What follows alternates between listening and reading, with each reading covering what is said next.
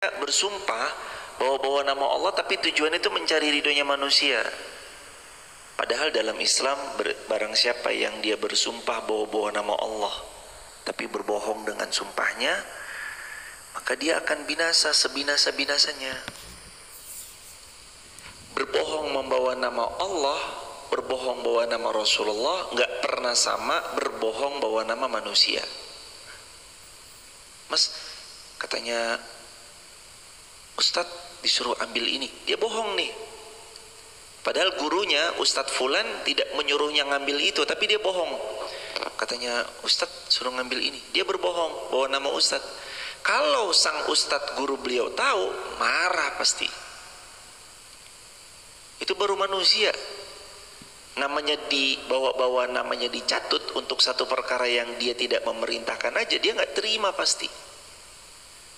Dalam hadis, terutama nanti dalam kitab Tauhid Al-Kabair, berdusta membawa-bawa nama Allah, membawa-bawa nama Rasulullah tidak pernah sama dengan berdusta membawa nama selain keduanya.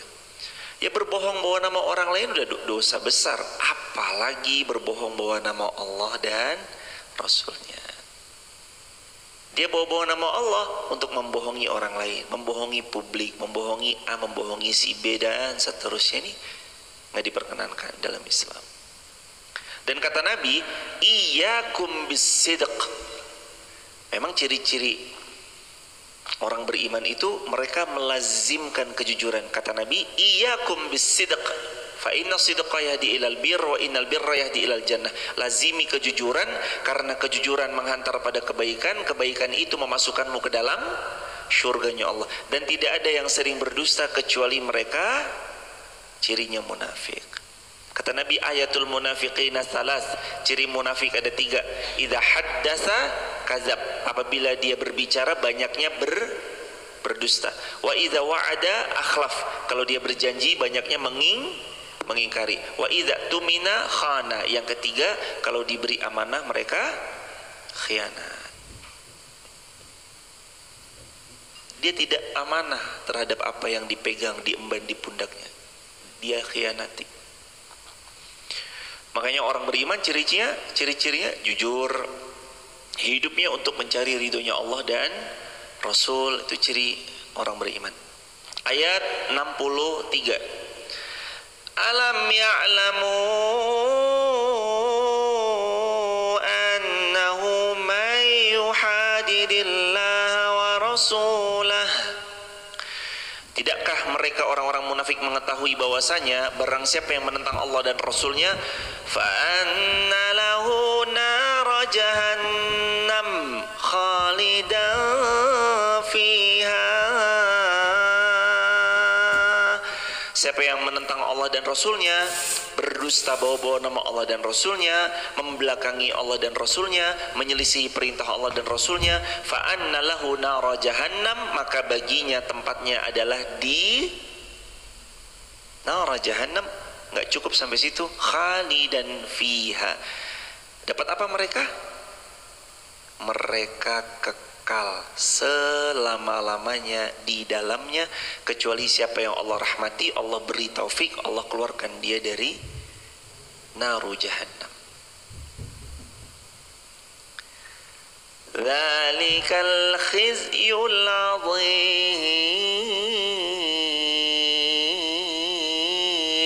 Allah berfirman, dan itulah kehinaan yang paling besar. Kehinaan yang paling besar ketika seseorang itu masuk kekal selama-lamanya di tempat yang paling membinasakan dirinya. Apa makna yuhadidillaha wa rasulah? Apa makna mereka orang-orang munafik menentang Allah dan Rasulnya? Yaitu, kata ulama tafsir halaman 247, yaitu mereka tidak meyakini kepada Allah dan Rasulnya, dan mereka jelas mengetahui mana kebenaran, tapi mereka melalaikan apa yang menjadi kebenaran yang harusnya mereka iman dan mereka yakini. Mereka memerangi Allah dan Rasulnya, menyelisihi perintah keduanya, padahal ia di satu batas, sementara Allah dan Rasulnya di batas yang lain. Maksudnya, padahal dia tahu siapa dirinya. Dan harusnya dia tahu siapa Allah, siapa Rasulullah. Dan sudah kewajiban bagi orang yang beriman mengimani keduanya. Iman ada 6. Satu, iman kepada Allah. Yang kedua, iman kepada Rasul. Yang ketiga, iman kepada kitab. Yang keempat, iman kepada Rasul. Yang pertama, iman kepada Allah. Yang kedua, iman kepada malaikat. Yang ketiga, kitab. Yang keempat, Rasul. Yang kelima, hari kiamat. Yang keenam, qadar. Nomor 1 dan nomor 4, kewajiban bagi kita yang beriman mengimaninya. Iman kepada Allah, iman kepada Rasul. Wajib.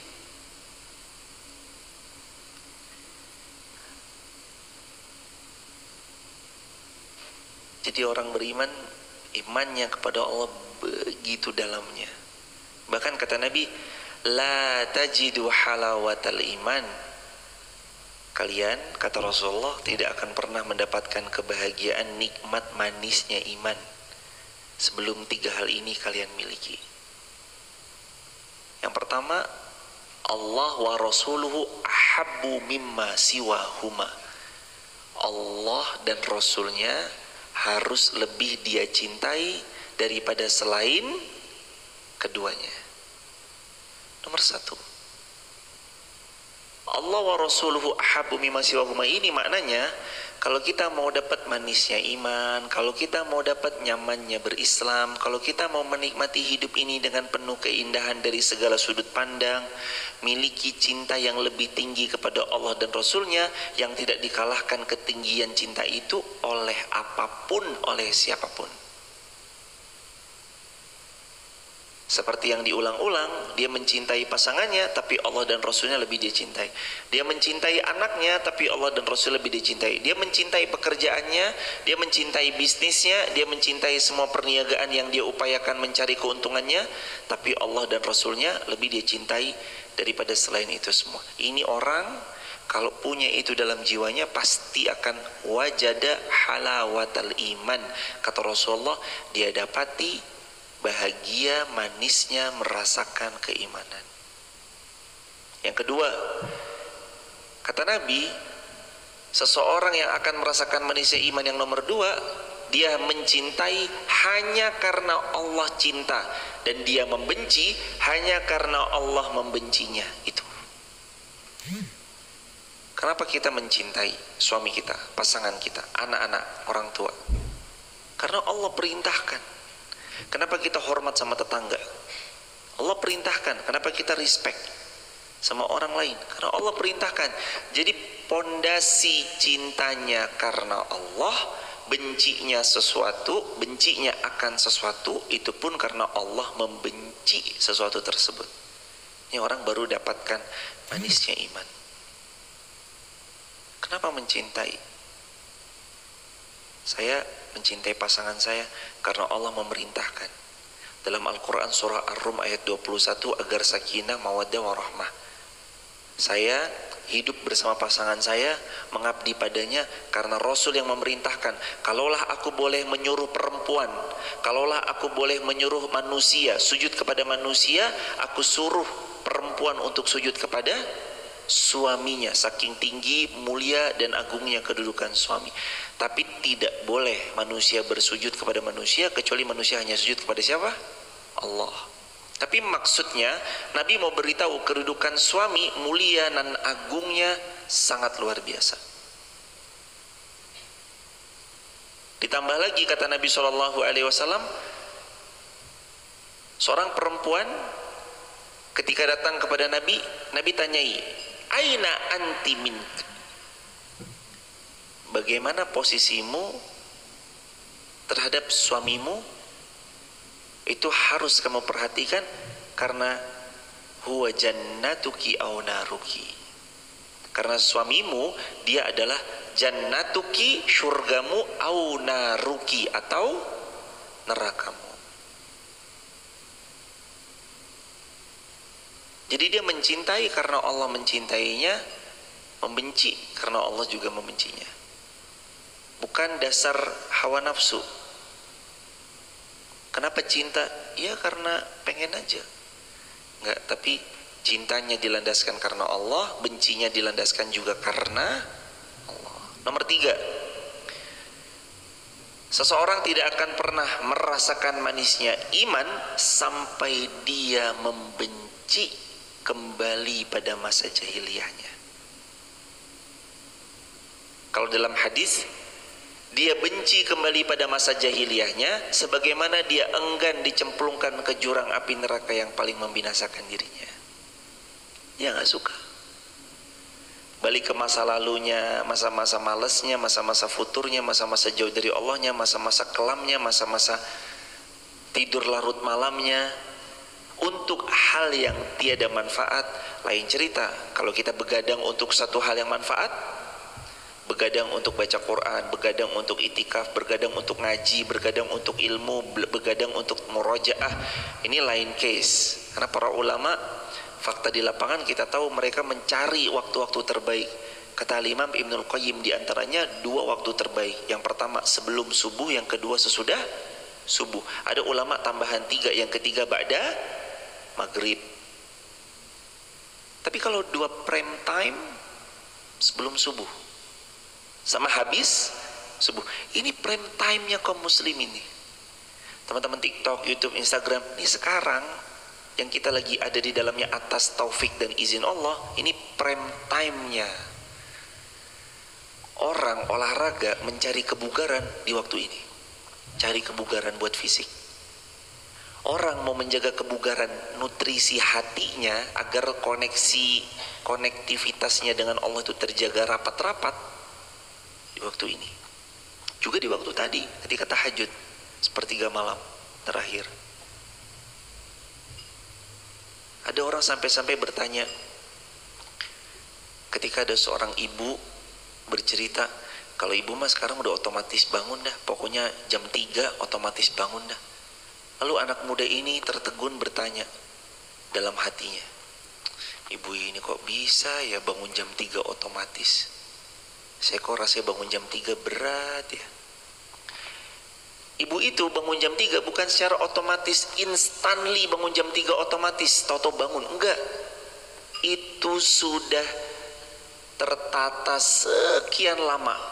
Pokoknya jam 3 subuh pasti Allah memberi taufik pada ibu ini bangun secara otomatis.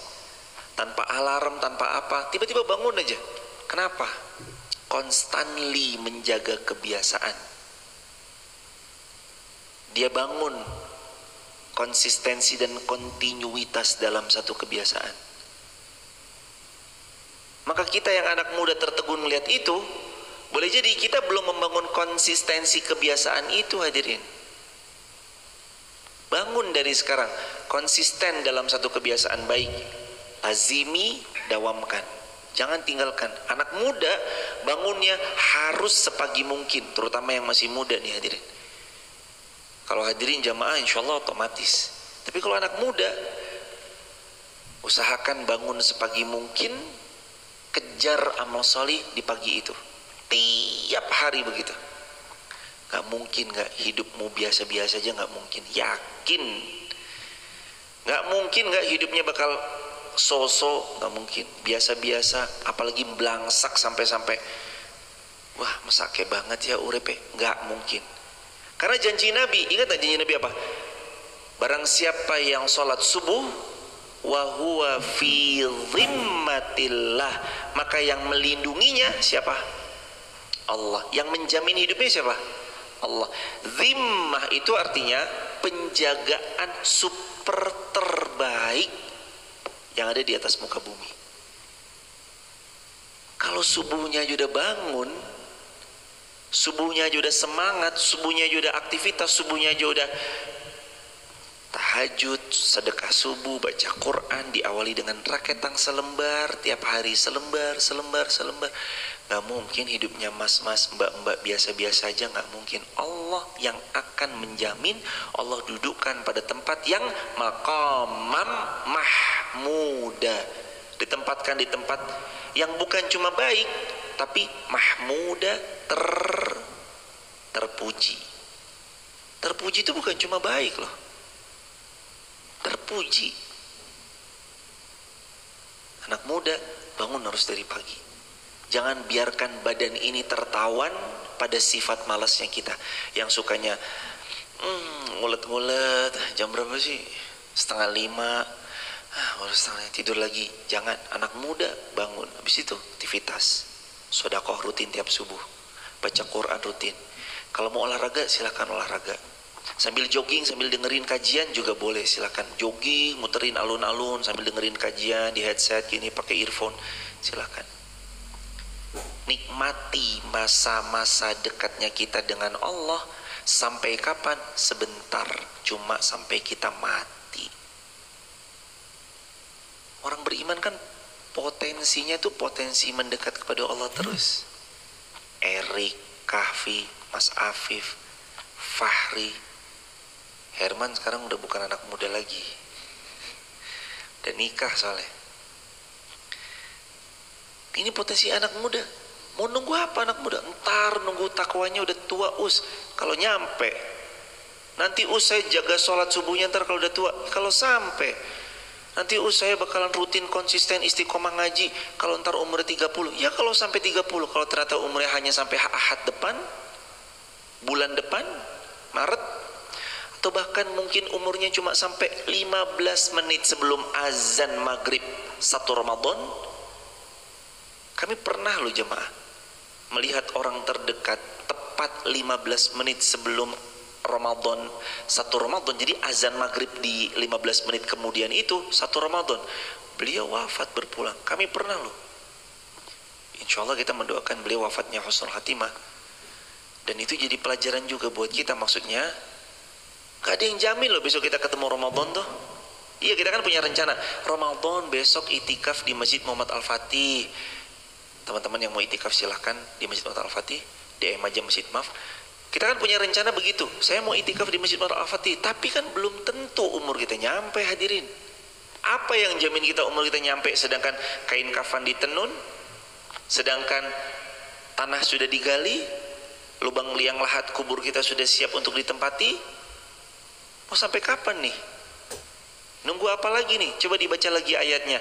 Jangan sampai kita may yuhadidillah wa rasulahu fa anna lahu nar jahannam.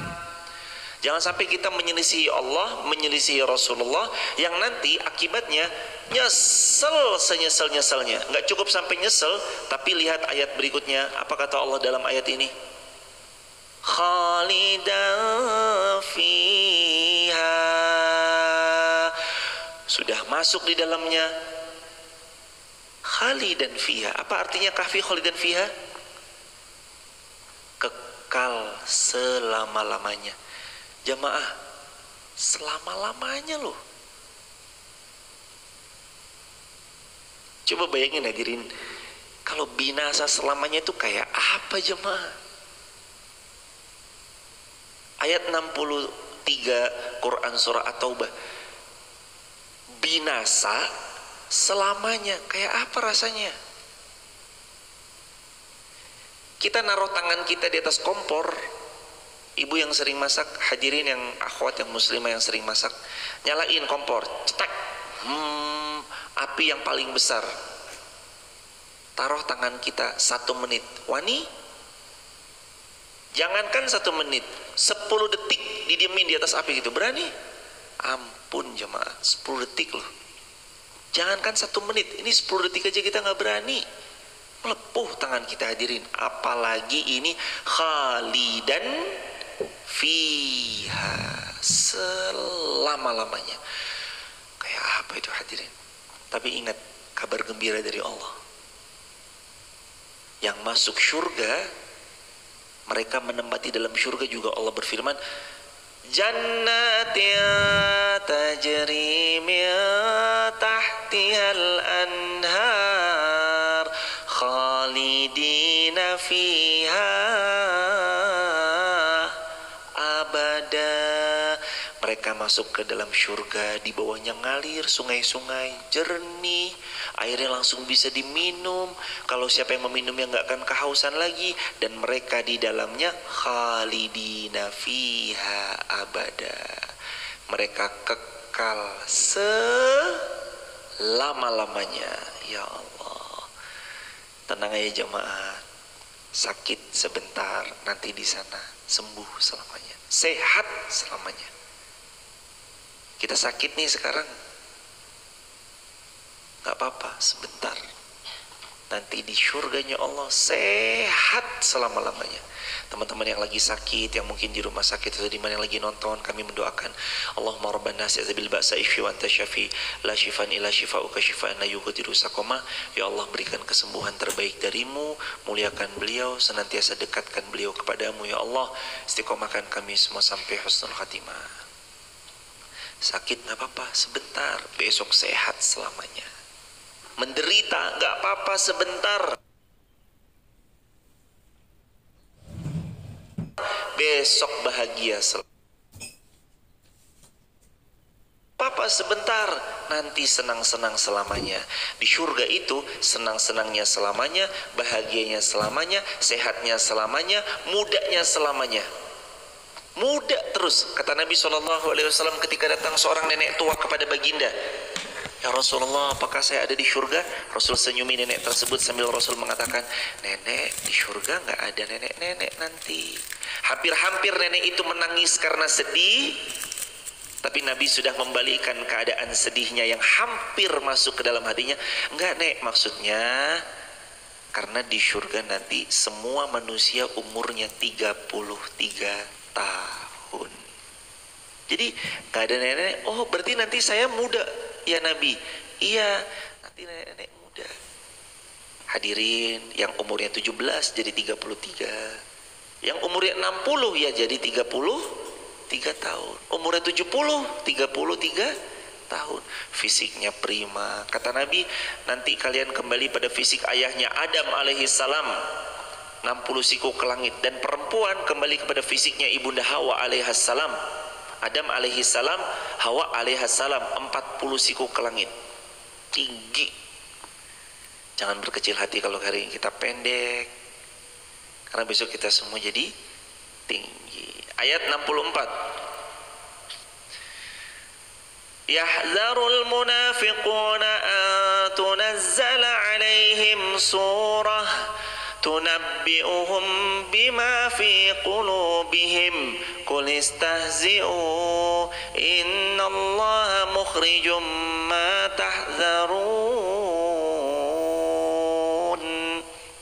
Orang-orang munafik itu takut jika diturunkan atas mereka suatu surah yang menerangkan apa yang tersembunyi dalam hati mereka. Kulis tahzi'u, katakan pada mereka, teruslah mengolok-olok. Innallaha mukhrijum ma tahzarun, sesungguhnya Allah akan mengungkapkan apa yang kamu takuti. Ketakutan orang munafik terbongkar kedoknya.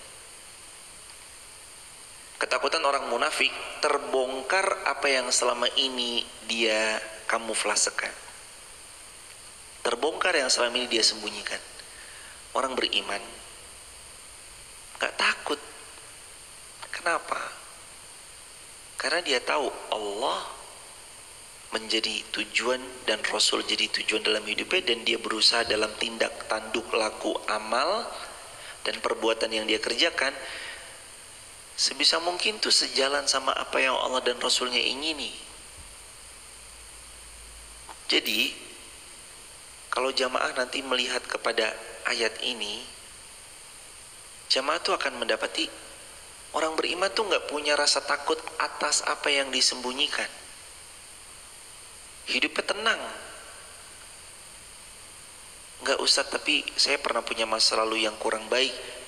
Siapapun yang masa lalunya kurang baik, berdamai atas masa lalunya itu harus. Kebayang gak kalau Umar bin Khattab terus dihantui sama masa lalu waktu zaman-zaman Umar membenci Nabi? Kebayang gak? Tiba-tiba Umar lagi hijrah nih, ya sok suci lo Umar, tiba-tiba digituin sama para sahabat. Lalu Umar baper, Umar terus males, terus futur, terus dia memikirkan, iya ya, kenapa saya sok suci banget ya?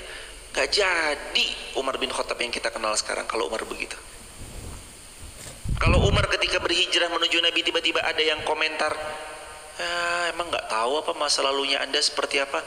Sadar dirilah Umar, masa lalu Anda tuh jelek, masa lalu Anda tuh begini Umar, masa lalu Anda tuh, misalkan Umar dibilang begitu, Umar bin Khattab, nggak ada Umar yang kita lihat hari ini, nggak ada Umar yang nama besar di hari ini yang kita kenal.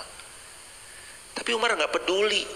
Orang mau bilang masa lalunya, orang mau bilang dulu dia benci sama Nabi, orang mau bilang dulu tiap pagi mengasah daripada pedangnya setajam mungkin untuk memisahkan Nabi, kepala dari badan Nabi yang mulia. Tapi Umar nggak bergeming. Ada orang, Umar kamu nggak tahu dulunya kamu. Umar, dulu kan kamu sama kita.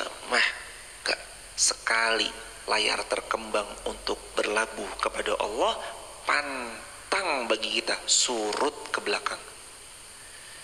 Kalau hadirin udah berazam mau kembali kepada Allah, bertobat kepada Allah, lari. Kalau nggak bisa lari, jalan. Kalau nggak bisa jalan, merangkaklah. Kalaupun nggak bisa merangkak, asalkan satu, jangan pernah balik ke belakang. Ya udah, kalau tobat, tobat. Jangan diulangin lagi, jangan sentuh-sentuh lagi, jangan buka pintunya lagi yang berpotensi terulang kejadian yang sama. Kalau tobat, tobat. Ya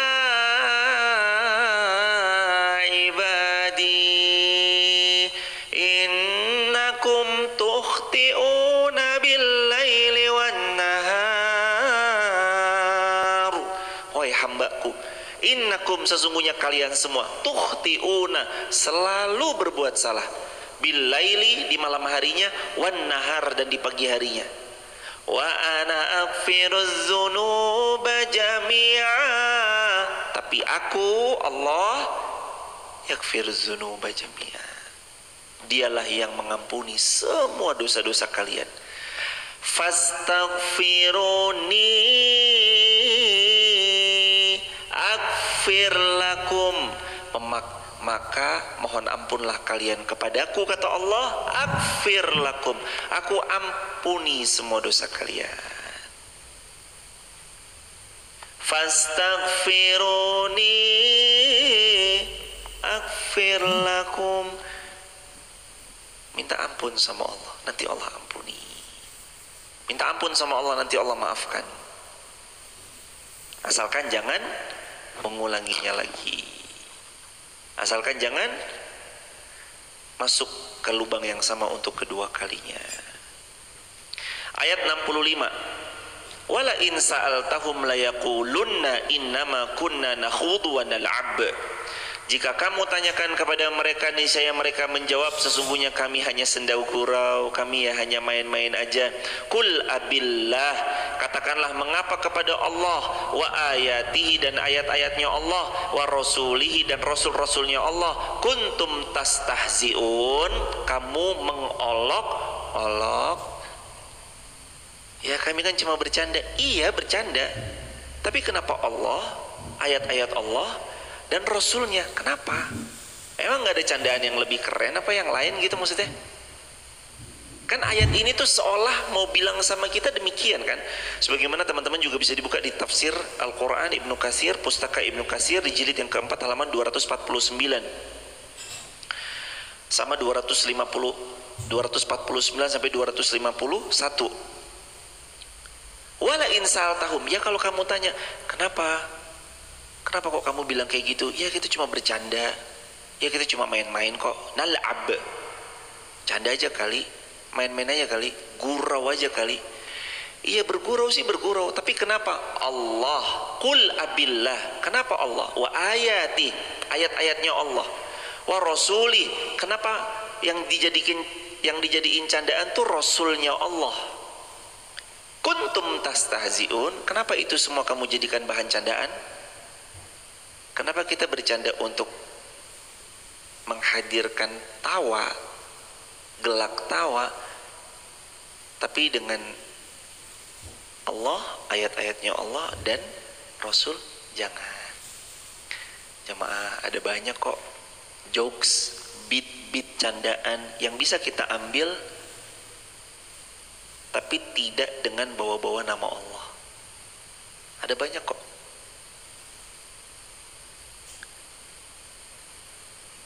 Itu banyak. Lantas kenapa kita jadikan Allah ayat-ayatnya Allah dan Rasulnya jadi bahan candaan? Jangan. Cari bahan candaan selain itu. Begitu hadirin. Bercanda boleh nggak sih dalam Islam? Boleh. Nuaiman, salah satu sahabat Nabi yang suka bercanda. Nabi pun bahkan suka bercanda. Datang seorang perempuan sama Nabi SAW, ya Rasulullah, suami saya Rasulullah. Nabi jawab, suamimu? Iya ya Rasulullah, suami saya Rasulullah. Iya suamimu? Iya ya Rasulullah, suami saya. Suamimu yang di matanya ada hitamnya. Hah? Bingung perempuan ini. Iya suamimu yang matanya ada hitamnya kan? Hah? Akhirnya begitu paham tersenyum itu. Oh iya Rasulullah, suami saya kan matanya emang ada hitamnya. Mata kita ada hitamnya nggak? Ada hitamnya nggak? Ada. Terus Nabi juga pernah bercanda. Mari ya Rasulullah, naik ke unta saya, naik ke anak unta. Nabi candai seorang sahabat. Enggak ya Rasulullah, ini unta dewasa ya Rasulullah. Bukankah ini anak unta? Iya deng, ini anaknya unta. Iya benar Rasul, ini anak unta. Unta dewasa anak unta bukan? Kita udah dewasa nih, kita anaknya orang tua kita bukan? Iya jemaah. Jadi Nabi ya suka bercanda. Hidup tuh nggak selalu serius-serius banget juga. Kadang ada bercanda, ada beat joke yang dilempar. Gak apa-apa, nikmati jemaah. Bercanda, biar nggak sepaneng. Tapi kalau bisa jangan jadikan bahan candaan itu mengolok-olok Allah, mengolok-olok Rasul, mengolok-olok ayat-ayat Allah gitu.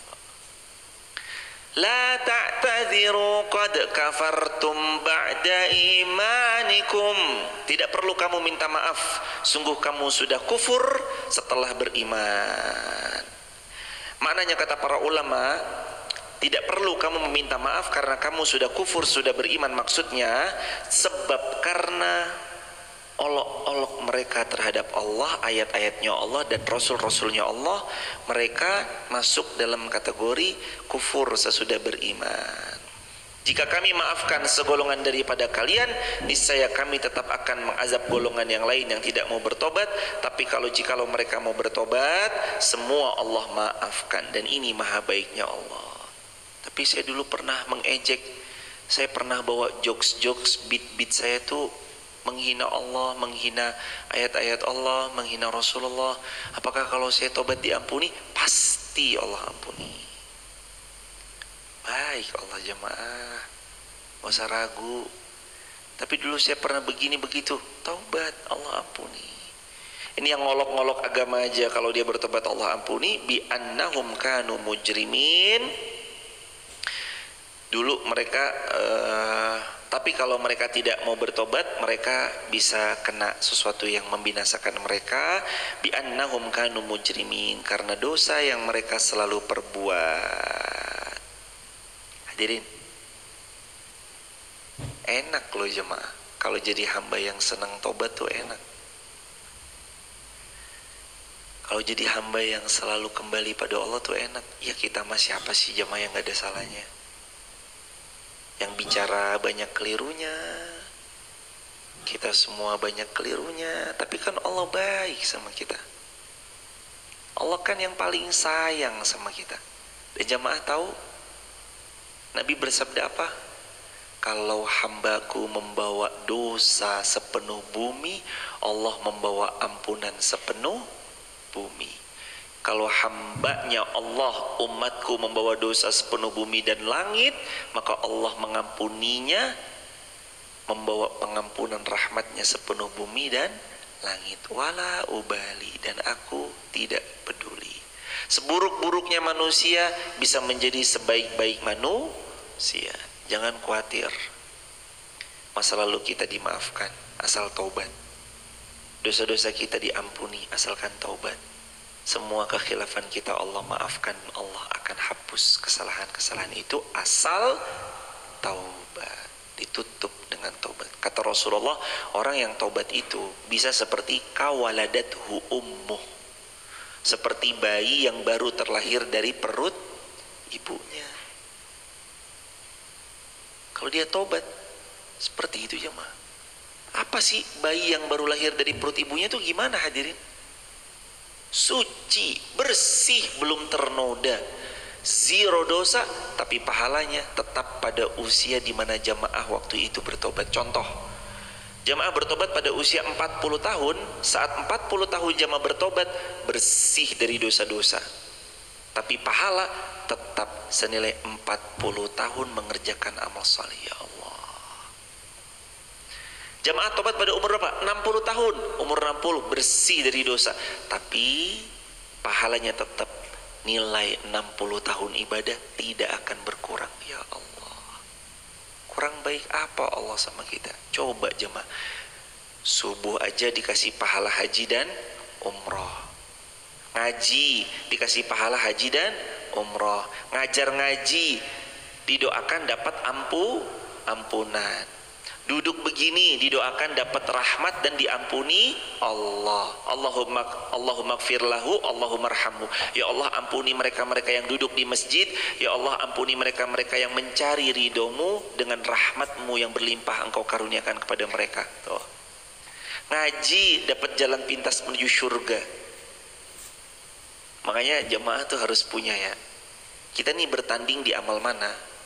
Karena kan hidup ini fastabiqul khairat, pertandingan. Kita mau berlomba-lomba dalam kebaikan, jamaah harus tahu jamaah kuatnya di mana. Saya misalkan, jamaah menilai diri jamaah misalkan gini, saya kayaknya kalau ngaji subuh syuruk nggak bisa, karena saya harus bekerja subuh-subuh, saya berdagang subuh-subuh, saya harus buka toko subuh-subuh, bahkan sebelum subuh saya udah di pasar. Tapi kalau saya lomba dalam memfasilitasi kebaikan, nah kayaknya saya di situ tuh skupnya. Ya udah, setiap Jumat saya ikut raketang Masako 2 renteng 3 renteng, raketang apa kayak gitu misalkan, itu silakan lomba di sana. Saya nggak bisa sedekah, tapi saya kalau baca Quran kuat, ya udah baca Quran banyak-banyak, karena ini besok jadi syafaat pada hari kiamat. Jadi jamaah lihat apa potensi saya, gas di sana. Apa potensi kita, ayo tancap di sana. Berlarilah di sana sekencang-kencangnya, berlomba di sana, di jalur itu kita berlomba. Itu hadirin. Kita kembali ke dalam ayat. Jangan kalian meminta maaf karena kalian sudah kufur sesudah beriman, kecuali mereka bertobat. Inna'fu an ta'ifah, jika kami memaafkan sebagian dari kamu, artinya kalau dia bertobat dimaafkan. Terus nu'adzib ta'ifah, tapi kalau ada yang masih bangkang, sebagian yang lain akan diazab bi annahum kanu mujrimin, karena dosa yang terang-terangan mereka lakukan. Dan ini hadis Nabi ya jemaah. Teman-teman, direkam video ini disebarluaskan di TikTok, YouTube, Instagram, silahkan di-record ya. Begini ya teman-teman, ada satu kabar gembira dari Nabi, selama satu manusia tidak melakukan satu hal ini, Allah jamin, Allah maafkan, Allah ampuni, Allah hapus kesalahan-kesalahannya, asalkan jangan satu amalan ini dia lakukan. Kata Nabi, kullu ummati mu'afan illal mujahiruna, semua umatku, kata Rasulullah, akan diampuni, dimaafkan dan dihapus kesalahan dan dosa-dosanya oleh Allah, illal, kecuali satu, al mujahiruna, kecuali orang yang dengan pedenya mengupload perbuatan dosanya, dengan pede dan bangganya membeberkan perbuatan dosanya, dengan pede, bangga dan bergembiranya dia menyebarluaskan dosa-dosanya, padahal Allah tutup aibnya, dan terang-terangan dia melakukan tanpa malu.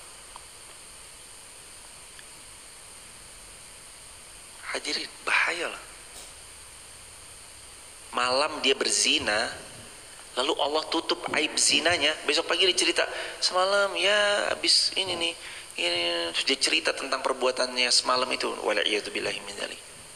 Semalam baru saja minum khamr, besok pagi yang lalu cerita, iya sih minum sekian-sekian gelas, sekian-sekian gelas. Jangan, apa yang sudah Allah tutup, tutup. Jangan dibuka lagi. Taubati dengan taubatan nasuha, pulanglah kepada Allah bersemangat membawa kebaikan, berlomba dalam kebaikan. Hadirin, kan jelas kata Nabi tadi, kullu, semua, nih semua yang ngaku umatnya baginda Rasulullah, kullu ummati, semua umatku kata Nabi, mu'afan, Allah maafkan. Itu kan yang diminta, yang disuruh Nabi setiap kali 10 hari terakhir, perbanyak oleh kalian minta mu'afan dari Allah. Kalimatnya gimana? Allahumma innaka afun tuhibbul afwa fa'fu anna. Ya Allah, kami memohon maaf-Mu ya Allah. Engkau zat yang maha pemaaf, mencintai memberi maaf. Fa'fu anna, maka maafkanlah kami Allah. Yang diminta kan maaf. Kullu ummati mu'afan, semua umatku pasti Allah maafkan. Teman-teman, santai, tenang, baik sangka. Kemarin saya salah, riba, Allah maafkan. Kan udah dijamin sama Nabi kan. Tapi kemarin saya riba Ustadz, Allah maafkan. Tapi kemarin saya durhaka orang tua, Allah maafkan. Tapi saya kemarin ini Ustadz itu, Ustadz zina apa segala macam, Allah maafkan. Tapi kemarin saya, Allah maafkan loh jamaah. Tapi kemarin saya membuka pintu zinanya, saya flirting ini, flirting ini. Kullu ummati mu'afan, semua umatnya Rasulullah dimaafkan. Illal mujahirun, kecuali kalau dia terang-terangan berbuat dosa. Bukan berarti habis ini, ya udahlah kalau berbuat dosa sembunyi-sembunyi aja. Jangan juga. Bukan untuk itu maksudnya hadis tadi itu. Maksudnya dulu ya udah tutup aja, jangan dibongkar-bongkar lagi gitu hadirin. Jangan ceritain sehingga orang yang berpenyakit dalam hatinya bersemangat mau meniru perbuatan dosa yang dulu pernah dilakukan. Wal'iyadzubillah, wal'iyadzubillahi min dzalik. Next. Al-munafiquna wal munafiqatu ba'duhum min ba'd. Orang munafik yang satu dengan munafik yang satunya, munafik laki-laki dan munafik perempuan, sebagian mereka adalah sama bagi sebagian yang lain. Ya'muruna bil munkar, ini ciri-ciri munafik itu diantaranya. Selain, jadi kan munafik itu ada ciri-cirinya ya. Kalau dia berbicara dusta, kalau dia janji ingkar, kalau dikasih amanah khianat. Nih ciri munafik berikutnya adalah ya'muruna bil munkar, mereka menyuruh berbuat mungkar. Wa yanhauna 'anil ma'ruf, mereka mencegah dari perbuatan yang ma'ruf. Wa yaqbiduna aydiyahum, dan mereka menggenggam tangannya dengan sangat amat kikir. Maksudnya mereka pelit. Ciri-ciri munafik yang pertama di ayat ini, ciri munafik di ayat ini, kalau yang tadi kan hadis, bicara dusta, janji ingkar, amanah khianat, itu ciri di dalam hadis. Ciri munafik di dalam ayat, ya'muruna bil munkar, ciri yang pertama, mereka senang ngajak kepada kemungkaran. Yang kedua, wa yanhauna 'anil ma'ruf, mereka menahan-nahan dari berbuat ma'ruf. Yang ketiga, wa yaqbiduna aydiyahum, dan mereka ciri yang ketiga sangat kikir, pelit, meditnya bukan main. Ciri-ciri munafik. Coba dilihat diri kita. Nomor satu, insya Allah enggak, ya toh? Mudah-mudahan kita enggak mensupport kemungkaran, betul. Yang kedua, wa yanhauna 'anil ma'ruf, menghalang-halangi orang berbuat amal soleh, berbuat kebaikan. Kita menghalang-halangi enggak? Enggak. Coba lihat ciri yang ketiga, yaqbiduna aydiyahum, sangat menggenggam erat tangannya, gini banget. Apa maksudnya? Pelit atau kikir. Nah, nomor tiga, dicek, kita pelit nggak? Nah, kita kikir nggak? Nggak, berarti loman. Ya udah, orang api itu jemaah. Kalau loman, ya kan bahasa loman ya jemaah. Loman itu kan royal untuk kebaikan kan, bahasa Jawa. Loman. Loman tuh royal kepada kebaikan.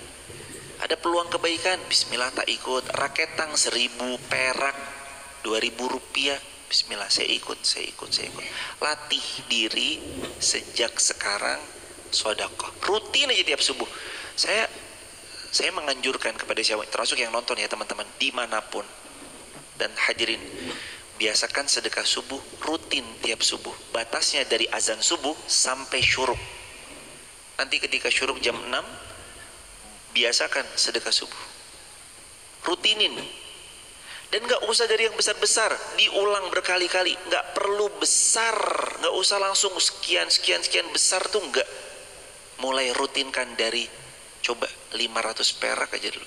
500 perak atau 1.000 perak, 1.000 rupiah, 1.000 rupiah, 1.000 rupiah, 1.000 tiap hari jemaah. Sedekah 100.000 itu baik. Tapi kalau sebulan sekali, tiap hanya 1 bulan, misalkan tanggal 1 saya sedekah 100.000 gitu. Dengan yang rutin tiap hari, walaupun 1.000, pada akhirnya ketemunya cuma 30.000 per bulan. Itu kalau berdasarkan hadis Tirmidzi, lebih baik yang rutin walaupun sedikit daripada banyak tapi cuma sesekali. Karena rutin itu menjaga konsistensi di sini jemaah. Melatih mental, menjaga diri untuk terlatih, terbiasa. Tiap subuh rutinin aja. Situ jemaah. Nih ayatnya. Wa yaqbiduna aydiyahum. Ciri orang munafik, mereka biasanya pelit. Orang beriman gak pelit karena dia tahu in ahsantum li anfusikum. Kita baik sama orang, kebaikan itu kembali kepada siapa? Diri sendiri. Kita ngasih hadiah sama orang, sebenarnya nanti kita dihadiahin siapa? Allah membalas hadiah kita. Gak mesti orang ini balas hadiah kita. Jadi terakhir, yang ayat 67 belum selesai. Nasullaha fanasiyahum innal munafiqina humul fasiqun. Ciri yang keempat orang munafik, nasullaha fanasiyahum. Ciri yang keempat di ayat 67, mereka lupa terhadap Allah dan Allah pun melupakan mereka. Lupa mereka sama Allah, Allah juga lupa sama mereka. Ya Allah, ya Allah, ya Allah, ya Allah. Jangan lupa sama Allah ya jamaah. Fadhkuruni azkurkum washkuruli wala takfurun.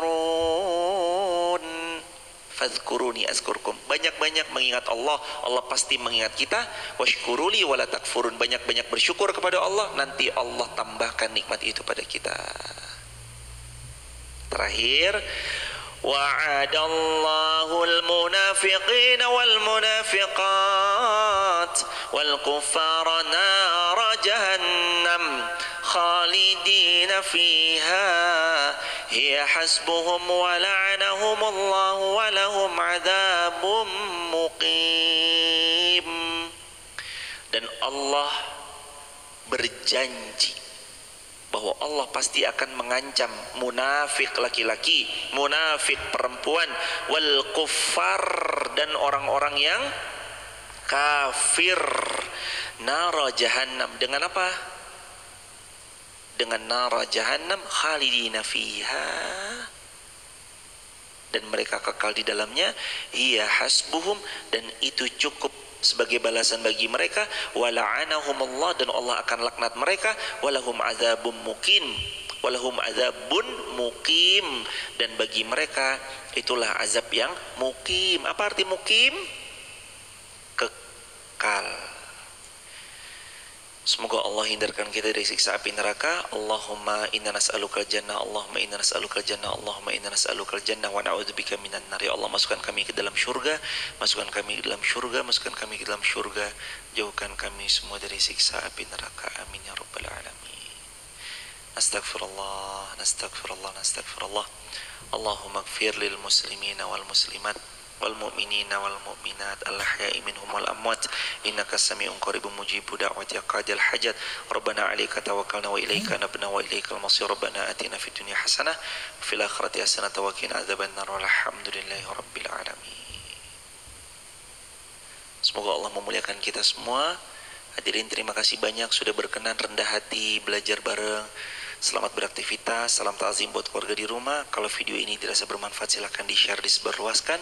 Sampai ketemu lagi insya Allah besok. Besok tanggal berapa? 14. Tidak libur. Ngajinya tidak libur. Kajian subuh syuruk ini teman-teman di TikTok, YouTube, Instagram tidak kenal libur. Selagi Allah beri taufik, Allah kasih sehat, Allah kasih sempat, waktunya nyanda, insya Allah tetap ngaji. Hidup rumus bahagia, wayahnya sholat, wayahnya ngaji, mangkat, wayahnya capek, istirahat. Wayahnya sholat, wayahnya ngaji, mangkat, wayahnya capek, istirahat. Udah, pokoknya hidup bahagia begitu aja. Barokah pasti hidup. Subhanakallahumma bihamdika asyhadu an la ilaha illa anta astaghfiruka wa atubu ilaik. Salam keluarga di rumah, sampaikan salam kami. Kita ketemu di besok insyaallah di ayat keberapa? 69 insyaallah. Subhanakallahumma bihamdika asyhadu an la ilaha illa anta astaghfiruka wa atubu ilaik. Assalamualaikum warahmatullahi wabarakatuh.